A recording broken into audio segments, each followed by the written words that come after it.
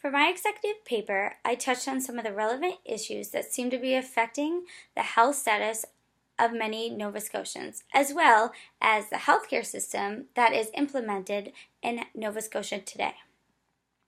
The most important issue that I focused on was the differences in healthcare service delivery that are experienced between rural and urban parts of the province. It has come to my attention that there seems to be an unequal distribution of healthcare services, particularly in rural communities in Nova Scotia. And because of this, research has reported that individuals living in rural regions tend to have higher mortality and morbidity rates, as well as poorer reported quality of life. To put things into perspective, I have broken down my research and have identified 3 major themes that have been noted as being the most prevalent issues affecting the health and service delivery of rural residents in Nova Scotia. These 3 issues are related to poverty, access to healthcare services, as well as transportation barriers, which all seem to largely contribute to the quality of life of rural Canadians. Poverty can best be described as a social condition and key determinant of both health and illness. More specifically, it is a byproduct of various interrelated social health determinants such as income, employment, and education.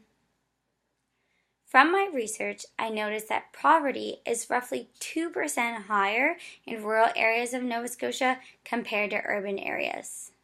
And because of this, many residents living in rural Nova Scotia experience low or poor health. Those living in poverty-stricken rural areas, moreover, tend to have lower employment and income rates. And many times, these individuals are in need of government financial assistance to help support that individual or his or her family. From my research, I found that 66% of Nova Scotians who are on welfare or enrolled in welfare programs reside in rural areas. The second issue affecting the health of rural Nova Scotians is the lack of healthcare services within these regions, particularly relating to primary and continuing care sectors. In Nova Scotia, there is unfortunately an unequal distribution of physicians across the province. In rural areas, only 25% of physicians are employed or located in rural areas. That means that 75% of physicians are located in urban areas. Evidently, this is a major discrepancy within the province's healthcare system and regrettably leads to a lack of access to important medical resources for many rural residents. Lastly, transportation barriers was the last issue touched on in my executive paper and is of a great importance for the health of rural Nova Scotians. The distance and cost of travel in order to access medical support is the issue surrounding transport, and because of this, many rural residents have to spend a large portion of their household income on transportation alone to obtain medical services. A large portion of Nova Scotia's healthcare services are located in major cities such as Halifax, Bedford, and Sackville, or in urban districts. This means that many residents in rural communities must commute or travel back and forth to and from their home in order to get to a hospital. The cost, for instance, of using the Metro Transit, which is a common means of transport for individuals living in Nova Scotia, is roughly $2.50 per person. This means that on average, a person who works 5 days a week, excluding weekends, would spend roughly $652 annually on transport alone.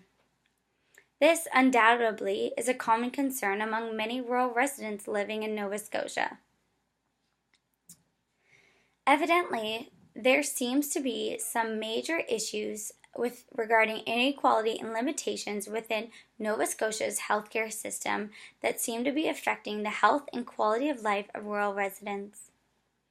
So, in the hope of improving some of these issues, I have put forth and created 3 recommendations that are geared towards decreasing the gap between urban and rural healthcare service delivery.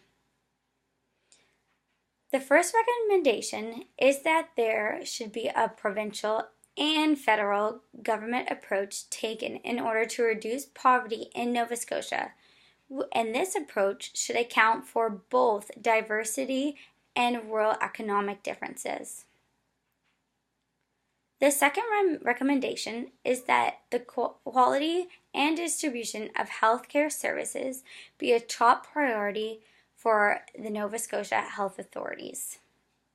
And lastly, the third recommendation being that in areas in which direct health care is not easily accessible, that support should be put in place in order to increase access for rural areas, such as by means of call centers.